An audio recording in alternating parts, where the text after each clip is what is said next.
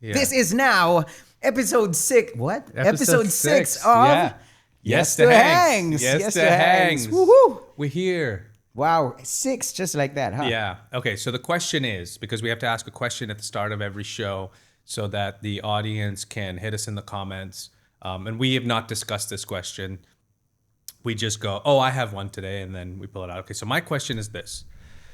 What is with people who drive around speed bumps? Like as if it saves them time, or they're going to save on the lifespan of their car by rolling over a speed bump. Because 9 times out of 10, your dumbass will drive around the speed bump and you have 2 tires going over the speed bump and you look like this. You look like this. I mean, obviously you don't care what you look like, but that's what you look like. And so I often wonder when I see cars doing this, I go, why?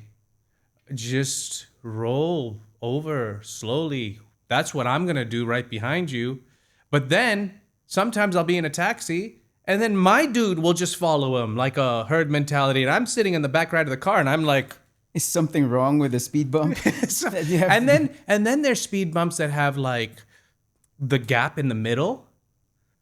Right, and you try to fit your tires Try in to between. fit the tires in between. But what happens is that you just have this weird... Yeah, you just have, exactly. So what kind of, do you do that?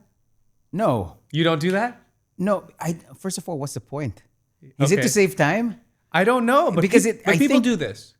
I think it's a lot. It wastes a lot more time. Is it to for the suspension?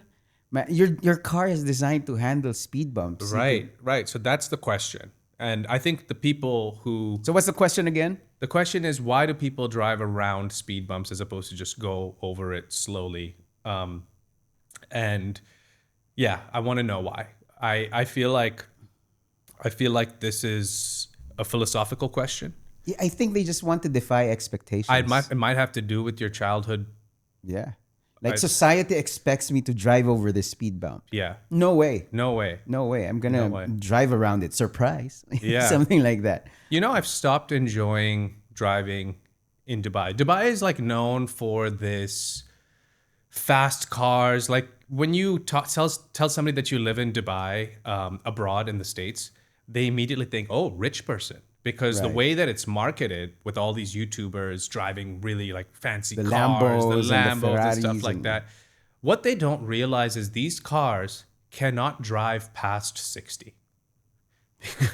Because these cameras are everywhere and they don't stop you here. They don't give you tickets here. You just get a text with a fat deduction. Yeah. Right? And they're expensive. Cameras are efficient here. They're efficient. You go and I got a ticket once. I went 1 kilometer over. It was 120. I went 121 and I got like a 650 dirham ticket. Yeah. And I was not even going that's not that fast. You just press it a wee bit longer than you should have. I feel like when I'm driving now, I'm constantly staring at the speedometer. I'm not even enjoying the road. I'm not enjoying the process of the car. I am just stressed about getting a ticket, even though you're not going very fast. And then another thing is like, this is a melting pot of drivers from places where driving has no rules per se. Anyway, there's a lot of bad drivers here. Yeah. Well, I learned how to drive in Manila. If you learn how to drive in Manila, you can drive anywhere in the world. You can drive anywhere in the world. You are a bad driver. What? That's what so I'm judging. I'm talking about guys like you because you can't bring Manila style driving to Dubai. But I didn't say I did. I just said if you learn how to drive in Manila, you could drive anywhere in the sense that you are able to adapt to any situation. Correct. So you're the perfect driver for the roads here because everybody comes from India, Pakistan, Manila, and those are a lot of the people on the roads, especially like public transport and stuff. And you have to maneuver their style of driving. And look, I grew up learning to drive in Nigeria, so same thing, right? I did spend the last 5 years in the States driving there. And it's when I came here, it's stressful. It was stressful. So You know where I found where the best drivers are? where? India. What do you mean by best drivers? Best drivers are In in India, you can hit somebody on your way somewhere and just wave and be like, "My bad." You don't even have to stop. Sorry, yeah, sorry. that's it. And I've been in a car where we've gone like, boop. You just hit the car. And then I'm like, dude. And I'm like, oh man, we're going to be late. And the guy just waved at the driver and the driver was like, we're all good. I'm like, what is happening over here? No stopping. There's no point. Right, There's no right. point. It's like so common. It's so common. And cars are so expensive in India. They've got like 70% duties on cars there. Wow. Yeah, you drive like a low class BMW, that's like 80 grand. Wow. Yeah. Okay. Yeah. So it's expensive. No, the reason why I said that, I've been to India. We went to Agra. Okay, nice. We went to the Taj Mahal. Nice. And driving, people have no side mirrors. Or it's like taped. Yeah. And I was wondering why there's a very strong observation was. They had side mirrors, by the way. It wasn't like the car comes Wasn't with it an extra? Like if you go for the mid-level, you get the side mirrors. The base level doesn't have them, but if you go to the mid, right, might as well, right? You know? Because and then there's no warranty on those either. They're like side mirrors at your own risk. yeah. No, I was so surprised because there is like you can't go for 3 seconds without hearing someone honk. Oh, And it's a habit. It's so loud, and I was wondering why. And then I realized most of these cars don't have any side mirrors, and they're honking You to think say, that's- "I'm behind you." That makes Be a careful. lot of sense. Yeah. That makes a lot of sense. I think it's so habitually infiltrated into the culture there now. Like auto rickshaws, by the way, they don't have well, some of them do. They have the honks on the steering, buttons on but the there are honks there where they're little squeezy. Have you seen Yeah, those? Those like yep, squeezy pumps. They're like. Yep. Boop, boop. Yep. Yeah, and so like there'll be an auto rickshaw, and by the way, they ride these auto rickshaws with their legs up, like they are flexible. These auto rickshaw drivers, because like there is like if they went on a plane and they were sitting in economy, like worst legroom ever, that's like business class for the auto rickshaw driver because there's zero room. So I get that. Wow. But I've seen auto rickshaw drivers drive whoop, whoop, whoop, whoop, just like no need, Nonstop. no need. Like this has become a thing for them, and you know. It's like an itch that you just have to scratch. Yeah. It's wild. I mean, good thing there's no auto rickshaws here. I mean, not hating on auto rickshaws. They're actually the best in India. To call one, get in there. They have them in Manila. Tuk-tuks. We call them pedicabs. Pedicabs. Yeah, pedicabs. You get a pedicure while you're on there. That would be a good business. I don't know why we call it ped Oh, cycle. so I they're don't know. pedaling? Yeah, they're pedaling. That's why it's a pedicab. It's a bike attached to a. Oh, thing. so it's not an auto rickshaw. And then we have a tricycle, which is a motorcycle attached to a. And you kind of sit on these like You carriages. sit inside, and it's so like a little side. carriage. Yeah, Does it yeah. have neon lights and stuff like that? A little bit, yeah. Yeah, like the jeepneys. speakers at the back. Some of these auto rickshaws in India have speakers. They've got lights. They I feel know. like Badass. discos. It makes sense. I Yeah. mean, that's real marketing of like, you know, you see two coming at you and the one behind is like neon lights. You And they were, pretend "Hong, you hong, pretend hong, you don't need one until the first one passes by and you're like, Yeah. Let me. Especially if you're a tourist, I guess. yeah, it's kind of like also, you know, the runners wear those neon blinkers and stuff like that so that nobody runs into them. I feel like that's also a safety measure that these guys have. Yeah. Have you tried driving in India? No. No. And firstly, it's on the other side. Oh, okay. But I did that in South Africa. I drove on that side of the road in South Africa. Isn't it confusing? I At don't think first I'd it be is. able to. At first, no, you will. Oh, it's easy to It adjust. takes a week. Takes a It takes a week of every time you get to an intersection being like, Which road? Which side? yeah. Okay, like You're readjusting. you like want to go in traffic because you want to follow cars. Yeah. But then there's a strong instinct there, so I don't think I'll be able to. I don't know. No, you will. Really? Yeah, because I will. And look, I will never say I can drive. I don't say that I'm a great driver. Define a great driver. Great driver is somebody that's like knows the roads or like knows the speed limits, knows the rules of the road. Like I do, but there are moments where I don't know. I don't feel not comfortable, but like if I don't drive for a while and I get back onto the wheel, I'm like, okay. You know, but another thing is I also just like if somebody else wants to drive, I'm like, yeah, go ahead. Yeah, Yeah. really? Yeah. No, for me- including my significant other. I, Yeah. I prefer driving. Yeah. I know I like most to men drive, do. Yeah. I like to drive because I don't know. I like there's something to do, something to think. Yeah. If I'm sitting in the car, I'm not doing anything, then I'm just on the phone again, Yeah, I agree with that. And I enjoyed that in the States. I don't feel that here. I'm stressed when I'm driving here. Like it's the speed limits, it's the taxi drivers. You're it's more the stressed driving here in Dubai than in the States? 100%. Really? Yeah, dude. I love driving The here. States is just like vast. You know, you get onto the highway. If there's no Oh. traffic, you are on like 7 lanes. You're like, you can drive a little faster, hope that the cops don't pull you over. You don't have to go crazy, but like you keep up with the fastest car on the road. Because then, if the car next to you is driving a little bit faster, you and him are driving at the same speed. You trick your mind into going, which one's the cop going to pick? I have a 50% chance of surviving. And so I could enjoy this, right? Yeah, I can enjoy this. No, but yeah, when you go to the freeways and stuff, but if you're in the city, Yeah.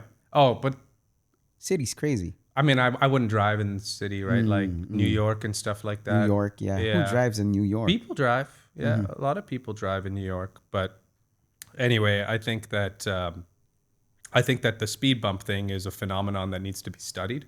Yeah, I think, we have to find out what the psyche is. Why would you intentionally, also another thing, why would you intentionally lower your car and then do that when you're at the speed bump, What do you mean by lower your car? Oh, you yeah, lower because you're the- going off on the side. No. I mean, some people purposefully customize their car, right? To lower the, They do? you don't know that? Dude, you are a car guy and you're a watch I'm guy. not a car guy. But you're getting there. No, I'm not. The first step, it's what do they call when you... How can you spot a Filipino driver? It's a gateway drug, sorry. Which that one? was what I Car? was trying to remember. Like, watches are a gateway drug to cars. Well, it's a good thing I can't afford any of them. Okay, what was your question? No, my question was, how would you know if a Filipino is driving the car in front of you? Okay, I have to tread carefully here because I'm getting a lot of Filipino fans through you. I don't know. They're aura maxing. Or a Max? How so? I don't know. Like you drive a really fast unit of a car. It's a what is it? It's. Are we telling people the brand of your car? No. Okay, we're not. Okay. How can you tell? Okay, I don't know. Tell me. You just see stuffed toys at the back. Really? Why? We like putting stuffed toys at Is the that back. like a little hack of baby on board? You ever see those stickers of Yeah, baby, baby on on board? board, But then like you- there's no baby, there's no car seat. It's just like, please just take it easy on me. Be patient. Yeah. Yeah. No, I think that's our thing. Like we like to put these stuffed toys behind our car so that you see them when you drive or in front. But that's got to be psychological, right? I see the stuffed toys. I go, child inside, drive carefully. I haven't thought of that, but maybe. Yeah. Yeah. Maybe that's like what your grandparents did. And then we'd have a spoiler, like a car spoiler Yeah. on a 1.3 engine. What's a spoiler? It's that I can't even see. I'm not a car guy. Yeah. It's this. Oh yeah, thing the that little you like put- wing thing Yeah. that's on the. Oh yeah, these fancy We cars just come with lost- spoilers that like Yeah. you push a button, Yeah. you push a button, it goes down. Down. Yeah. But us, we stick it behind, and then there's no point. Like it's just the design. Yeah. What's the most popular brand in the Philippines? Oh, I think Toyota. Toyota. I think for hands down. It's the most Although popular I brand haven't everywhere. seen the surge of Chinese cars that are. It's not been coming to the Philippines. It's there, but I don't know. But is it because it's electric and Hybrid. Yeah. and Philippines And are cheaper. But can you charge them in the Philippines? Do they have charging stations, people's homes getting plugged in and things like that? I think so. Yeah. So it's catching on it's there. catching on. Yeah. It's Yeah. catching on. Because How do you feel about electric cars? good. Better than electric watches? I'm not a petrol guy. I'm just go to where the money's. Although my car is runs on pure Yeah. Your car revs, man. gasoline. Yeah. Why are you talking about my car? How about your cars? That I don't drive. I just You don't even drive them, and you have cars, man. And no. I they're have hot. car. So shall we I talk have- about your car? How about we talk about your car? We're not Sahil? talking about my cars. Okay, We're all talking right. about my one car, which I don't drive. Right. Yeah, I mean, You don't drive it here. You don't like driving here. I don't know, man. It's I love driving. I know, but it's interesting. Don't you like to be stuck in traffic for 45 minutes and I just don't. I leave before traffic, or now the latest trend has been like leave after traffic. Yeah, that's why I come here early in the morning or late. If I have to go in traffic, I'm just like no. But what do you do in traffic? You know, if you're not driving, do you listen to podcasts? Is that your pastime? I sing. You sing I sing. I play in these- English. Yeah, oh, English. Who cares? What's Whatever your? song. Do you like Tagalog music? Of course. Yeah, Dude, Is I it work in banging? Filipino radio, and then you're asking me if I like Tagalog You guys music. don't play Do you English want music? me to get myself fired? Huh? You guys don't play English music? We do. Okay, but so it's a mix. it's a mix. It's contemporary. It's mixed. Okay, and Tagalog music, is it poppin'? Is it like Dude, dance? Yeah. Or is it we like more hot. pop? We've got a wide mix now. It's like club music? No, it's like we like ballads a lot. Do you guys do karaoke a lot? Of course. Okay, so it's a full Asian thing. Yeah, it's an Asian thing, you know. And Ima, I'm not gonna spoil her joke, okay, because she says that babies in the Philippines, they don't cry when they're born, they sing. Yeah. You know, and the doctor, the reason why you're slapping the baby is because they're not. What do you mean by slapping the baby? You slap the baby, right? On the bum? What do you mean by slap the baby? When you pull out the baby, you slap the baby. You right? do? Oh, you don't? I don't I know. don't. Wait, what are we talking about? You're talking about like immediately they come out, they get traumatized? Yeah, I mean they don't. If they don't make noise, if they don't. Oh, cry, yeah, you're like, hello. you slap them. Right? Really? I didn't You know don't? that. I don't know. I don't know. I Is didn't- how does it work? Even I don't know. That's that's interesting. I didn't Yeah. know that. Because if you don't sing, slap you, then Okay, then they're you sing like that, alive. then they're alive. Now you They- could sing. You're a Filipino. Go. Wow. Yeah, we That like checks out. singing, man. And so then what is it? Because I know like obviously in Thailand or in Korea, it's soju, right? It's soju and karaoke, and they Karaoke. sing their hearts out. I find that to be so fascinating because it's such a like communal, but some of them are actually really good singers, but some are not. But you don't feel, because the soju is like this liquid inhibitor. What is liquid? Korean It's thing, liquid right? courage. Liquid courage, Liquid courage that they use to then sing, and there's no judgment because it's so fun for everybody, and it's such a pastime. But like we don't do that. Like I never go for karaoke, but I also, because it's like I don't want to sing in front of everybody, no matter how drunk I am. Really? Yeah. Well, we do. We like singing. And contrary to popular belief, there are a lot of Filipinos who can't sing. But because there are a lot of good Filipino singers out there, Mm-hmm. the stereotype is that we're all singers. We all like to sing, but Yeah. not all of us are singers. But we like singing though. Like if I'm in the car and I'm driving, even if I'm stuck in traffic, I sing to the car in front beside me. Yeah, Like so I do you're- an MTV version. So you're the guy that when we're watching from outside, you're just like, Yeah, I'm like, yes. Exactly. I'm just doing like this. Yeah, that's But why. that's good. You know what that says? That says that you're a happy dude.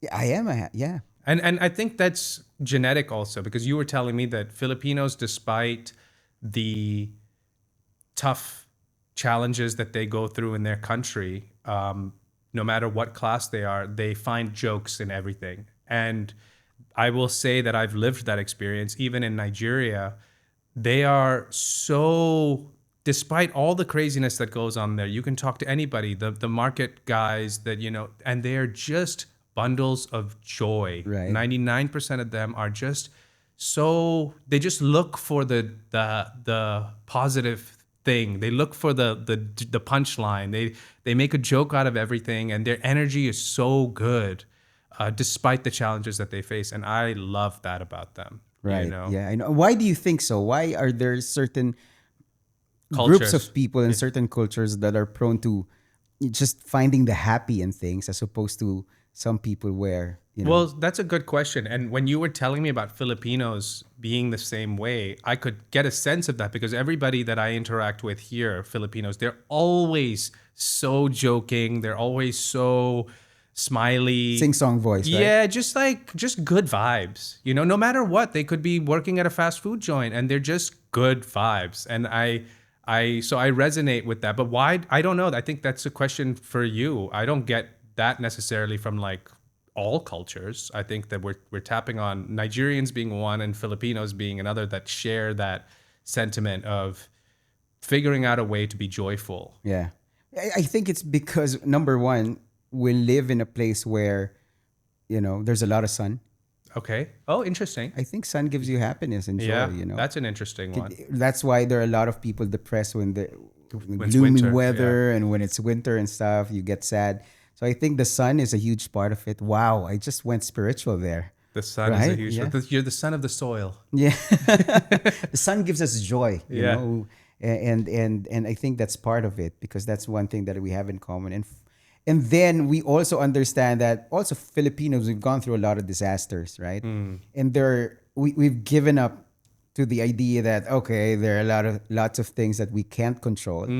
But what we can control is our outlook in life. That's beautiful. So if we see rains and floods, and if we look at it and say, okay, property's damaged and it's gonna take a while for these floods to subside, then it doesn't help us. Whereas, a resort, we could swim. Yeah. Oh, wow. And it just gives you a different perspective, and it makes the rest of dealing with these tough times are easier. Like, we deal with, for me, my defense mechanism is always humor. Yeah. When I'm nervous, I always go to you, which I think is unhealthy. No, but I think that sounds like it's been passed down. It sounds like it's culturally. It's culturally what has happened. Exactly what you're saying. Like you watched your parents be this way, or you watched your uncles or aunts or your friends. You've been in environments where like you are possibly looking around going, why is everyone so happy when everything is so shitty? Yeah. And then you watch them navigate those emotions together as a community,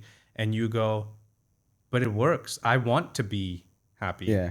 Right. So that's a great, like, But then what could also give that to us is that a sense of complacency where we're so comfortable in whatever situation we don't aspire to be better. We don't aspire to be more. So we let things be. I mean, how is it for your culture? well, in that aspiration can come the opposite feeling, right? In that aspiration can come the, oh, but I'll like you might spiral. So that's an interesting take because I think that there's an element of wanting to be somewhere, but there's an element of being safe where you are.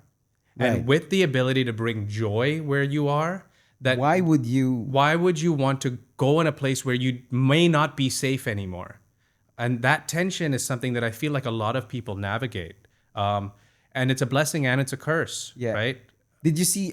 Did we talk about this before? The story about the fisherman who was catching fish. The and he American and the Mexican. Yeah, and the fishermen. American guy came. Yeah. What was that story about? You could tell that. Well, better. it was basically something along the lines, I might butcher this, but it was something along the lines of there was a fisherman who catches X amount of fish. He makes the sale. An American was on the boat with him and said, hey, you could catch more fish. You could. So he says, well, why do you only do it this way? And he Yeah. goes, oh, because I want to go home. I want to spend time with my wife. I want to spend time with my family and I want to relax and chill. And so he goes, okay. But if you go and you make a lot more Like, sales get more and boats, get more boats and hire you more could people, do yeah. all of that. And he goes, but why would I do that? He goes, because then you can, have an American office, you can grow your company, you could go public and all of that. And he goes, but why would I do that? He goes, because then you can have enough that you can go and chill with your wife, be with your kids, and then you're relax. back into the same You're back in position, the same yeah. position. So there's a sense of that in maybe in us where we're happy here. We're happy in this. There's a lot of people in that position. And sometimes I ask myself that as well. I'm like, I'm so happy. I'm so safe. I'm so blessed. Why should I spiral aspiring for more all the time? So then it goes back into your why, right? And then you ask yourself what your why is, and then you connect with that why, and then you go out and you try, as long as you're aware of this, that like, how can I feel safe in unknown territory? I think if you can get there and know that that becomes the excitement as opposed to the anxiety, and you remind yourself of that, then it becomes much more fruitful to engage in a journey like that. And it's another, getting a little philosophical here, but I keep hearing this thing about how you are not your thoughts. Okay. And I also have always been like, oh, but your thoughts create action, action creates this and all that. And then I started to realize that I think actions create thoughts, not the other way around. Oh, Yeah, at least that's the way that I view the relationship with aspiration, because your thoughts are going to tell you to be safe all the time. Like that's just because fear is a natural human condition. You yeah. know, it goes all the way back to when we were tribal, It and was helpful. well, so the biggest fear way back in the day when we were tribal communities is that you do something and you get kicked out of the tribe. So if that's inculcated into us, why would we do something that'll ever put us in that position? Right. So fear of losing is what we naturally have. And so I think that like where you escape that and lean into the fear is by doing and then thinking. And so if you're not your thoughts and you know that you're not your thoughts, at least this is what I'm trying to meditate on, is like if you know you're not your thoughts and you can observe your thoughts, right? Because they're going to flow through you. They're going to flow through you through what your parents say, through the traffic you're in, Right. through so many things, through the response on social The media. Instagram ads that they keep Right. And showing so you. so Yeah. if that's just coming from outside into your brain, then how can you justify that that's coming from you? But what is coming from you is the action that you take, because your body is dictated by you. Yeah. So I think that if your actions can fuel your thoughts more than the outside world can fuel your thoughts, that's that like game that you're playing in Right. trying to get to where you want to So get then you're to. more in control of where you want to go and what you want You're to more do. in control of which thoughts you pay more attention to. Right. True. Because you're like, oh, I did this. I'm thinking this now. As opposed to, oh, but somebody said that if you do this, then it's like, oh, I'm just going to stay static. Right. And that's why it helps to have a goal. Helps to have a goal, helps to have a why. It helps to have a A purpose. why, yeah. It helps to have a purpose. I think goals, depending on how far they are, can really weigh you down. And so I said this thing once where it was like, don't write down your goals, because they promote that all the time. They're like, write down your Yeah. goals so that then you can. And I'm always just like, be careful about your goals that you write down. Maybe just keep writing down your why and then take action towards that why, because the goal, if you set a goal, you might even limit it to where you're trying to get to. Well, let me push back a little bit. Don't you think sometimes that purpose could be overrated? I think yeah, I agree. I think purpose can be overrated because the search for purpose, I mean, it's like that book Ikigai. Ikigai, yeah. Yeah, that's the one Beauty and the framework. Broken? Is it? Well, it's just like, I think it's the 4 framework where Oh. you find out what you're good at, what you can make money at, where your passion lies, and Okay. I forget what the 4th one is, but it's this framework that they put together so beautifully. And so people who go and try and figure out their purpose without having a framework sometimes end up nowhere. But I do think that spending too much time trying to figure out your purpose Yes. is Yeah. That's when it becomes overrated, right? yeah, I think Yeah. that's when it becomes a little exhausting. And I've been down that road. You've overthunk. Overthunk, but because I feel like, especially in our culture, purpose is not a silo, because you want to please not just yourself, you want to please those that are also most important to you, like your parents, or because they raised you, they gave you everything. So if you then decide that this is my purpose, like I was talking to somebody yesterday who's living with their parents, and she wants to move out after the end of the year, and she's like, but I'm just staying with my parents for an extra 6 months so that they feel happy. But I'm like, but aren't you yearning inside to like move and go pursue your dreams? She's like, yeah, but it's important that they don't feel like I've abandoned them and whatever. And I went, oh, really interesting. I think it's cultural, possibly, but I also think that it's interesting how we almost are paying those extra 6 months to remove this element of guilt that you then go out into the world Right. for. And then when you have guilt, when you're trying to find purpose with guilt on your shoulders, good luck with that. Like, good luck. Guilt is such a vibration that is just going to continuously go. But a lot of people are driven by guilt, not by purpose. Exactly. Yeah. So, but and Oh, wow. a lot of people searching for purpose are doing it through a guilt vibration. Oh, wounds. Well, yeah, well, exactly. Well, maybe it's not even a wound. Maybe it's just your feeling of expectations that have been laid onto you by other people. Right. And then you trying to have this feeling of doing something else puts guilt on you, and that you justify by saying, but this is my right path. Yeah, So but that you take won't your fully commit though, right. and Yeah. then you'll keep searching. Yeah. So at least for me, one of the things that I've realized is like guilt is something that you need to address. You need to address, and then that's connected to your why, because if your why is so powerful as to why you want to do what you want to do, then there should be no guilt, Right. Yeah.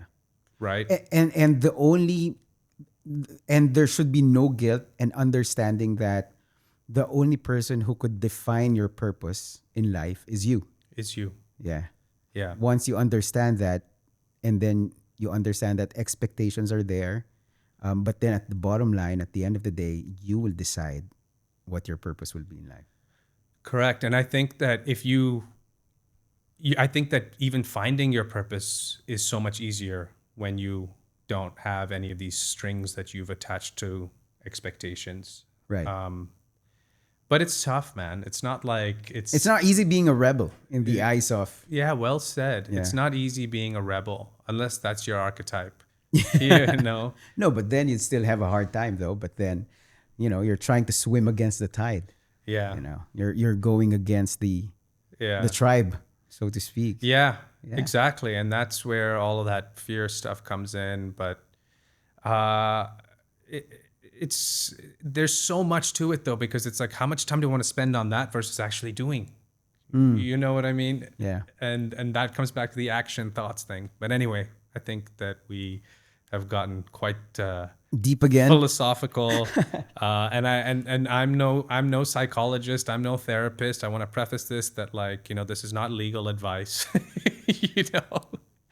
If you're listening, it's just me living and thinking, and all. By the way, I will also say that, like, I'm anticipating that I'm gonna bite my words in the future sometimes, because I do also believe in changing your opinions Yeah. as you navigate through life. At this stage, this is how I feel.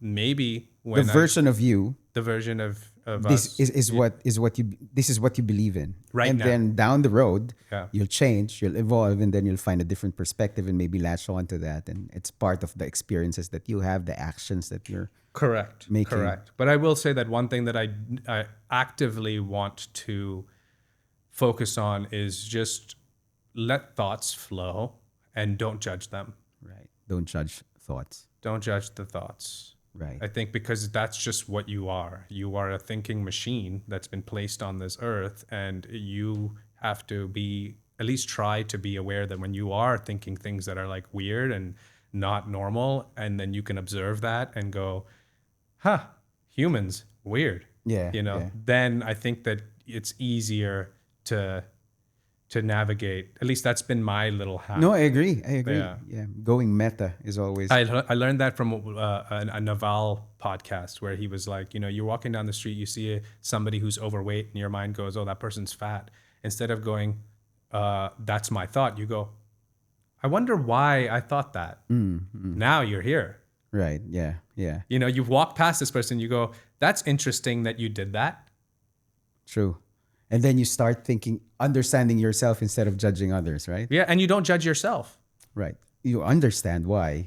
You try to understand why. You try to think. understand why, or you just go, yeah, where did that come from? And if that's not what you want to think next time, then at least you're aware that you thought that, as opposed to just thinking that, I'm fatty. It's just like, fucking go walk on a treadmill, Well, okay, good. Let me, turn around a bit.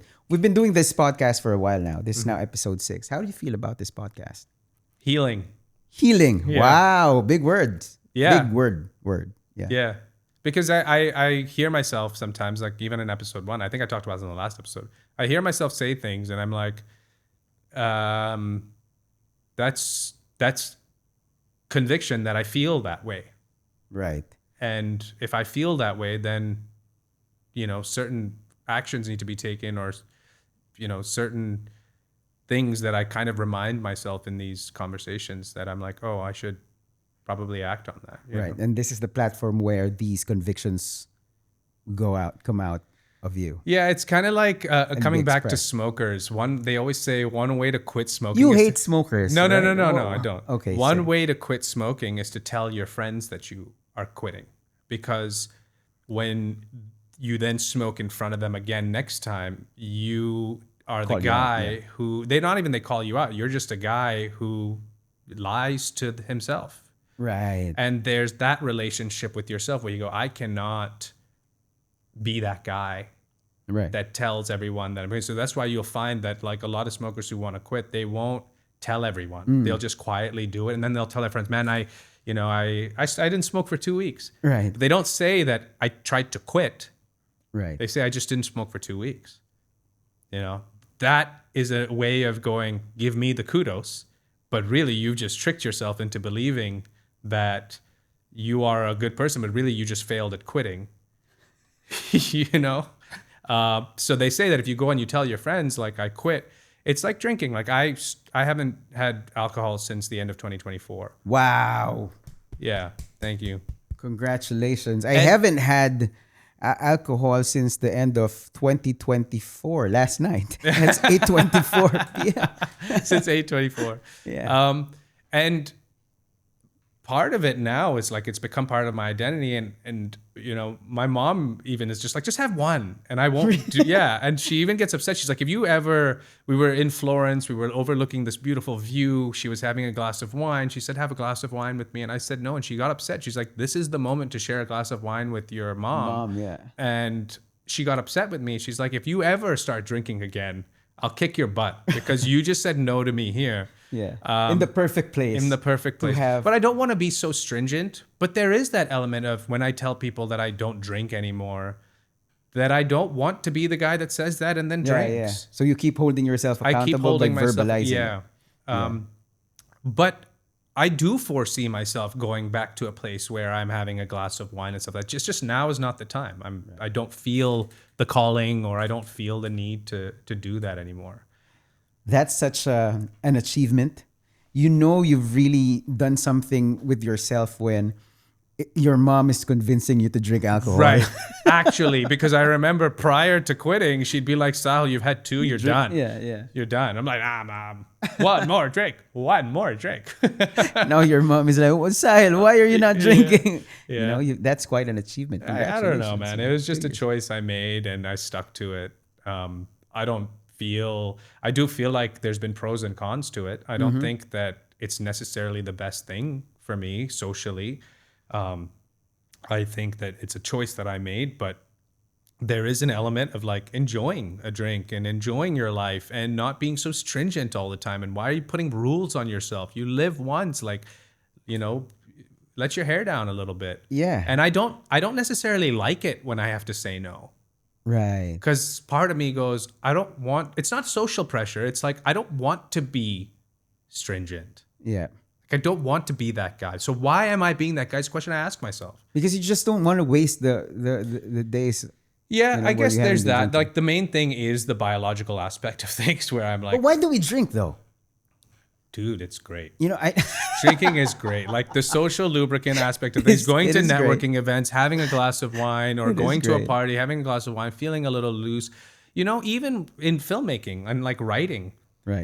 part of my process used to be I would write all day, and then I would go out and drink with friends. Yeah. And then I would discuss. What was that stutter just that you just made? Tourette's. Tourette's. Okay.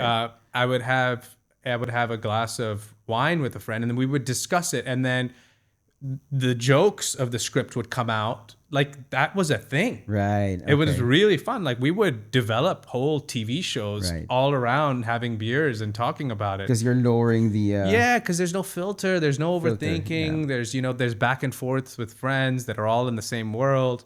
So You're it's a loose. You could be more thing. creative. Yeah, it's a thing.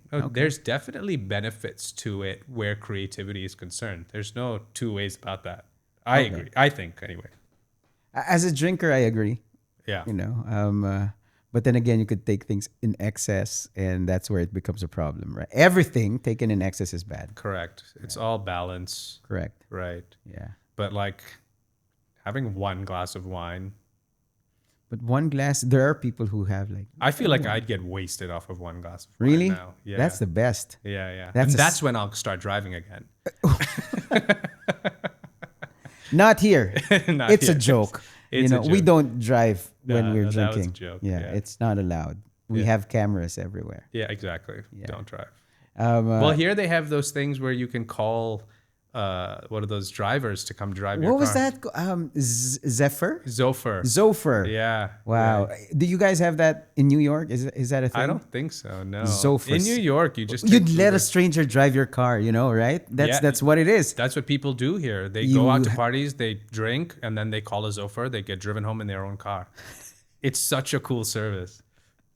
Yeah, and then you don't know the person. No. You're sharing a car. Yeah. You're not driving it. It's your car. Yeah. You're drunk as heck. Yeah. And a stranger is driving your car for you. yeah. Only here, right? Only here. And you'd have no qualms about it. No, people Thank don't. you. Thank Yeah. you. That's yeah. normal. Get home next day, you wake up, your car's there, you start your morning. Yeah, you're safe. Yeah, you're safe. Wow. Yeah, if you think about it, it's a strange concept, right? Yeah. I hire a stranger to drive my car when I'm pissed drunk, Yeah. and then I pay him, and then I expect to be safe. Yeah. And it's not that expensive. It's probably Isn't it's the price of an Uber, pretty much. Wow. Yeah. Okay. But why? Okay. That's interesting, though. Yeah. I don't know if that happens. If this is a thing in other countries, I want to know because the whole concept is weird to me. You're entrusting your life. But isn't that the And same as safety. isn't that the same as taking a cab? It's just that they're driving your car. There's no difference. Oh yeah. Yeah. No, but then it's your proper. Yeah, you're right. It's the same. It's the same. It's Just genius. just get weirded out It's by it. genius. But yeah, so that's I think that's it. What was your takeaway from today? Drinking is good. Drinking is good. Drinking is good. That has removed a lot of guilt. Yeah. There you go. Actually, drinking helps you find purpose. Oh yeah, drinking helps you find purpose or helps you forget it for a while. Yeah, It exactly. depends. Yeah. And I think purpose. I like the concept of purpose being defined by you and no one else. Yeah. It's not dictated by anyone else. You find your purpose. So if your purpose in life, you feel just enjoy the fuck out of life, that's on you. Yeah, and if your purpose is to be safe so you can be in a good space and be of service to the people closest to you, then that's a great purpose too, right? Yeah. And that I'd always be weirded out by people who drive around speed bumps now that you've pointed it out. You will always think of me when you see a speed bump. Yeah. Yeah, which is my goal. I want to be a stuffed toy in the back of a Filipino car. Oh, that's your takeaway? That's my takeaway. That's my takeaways. I want to be one of those stuffed toys. Yeah, just looking like this. Yeah. Yeah. Staring at the car behind. You'd just be getting honked. Yeah. Honked at the whole time. Yeah. Yeah. And on that note, On that note, this concludes episode 6 of Yes Yes to to Hangs. Hangs. Cool. see you later.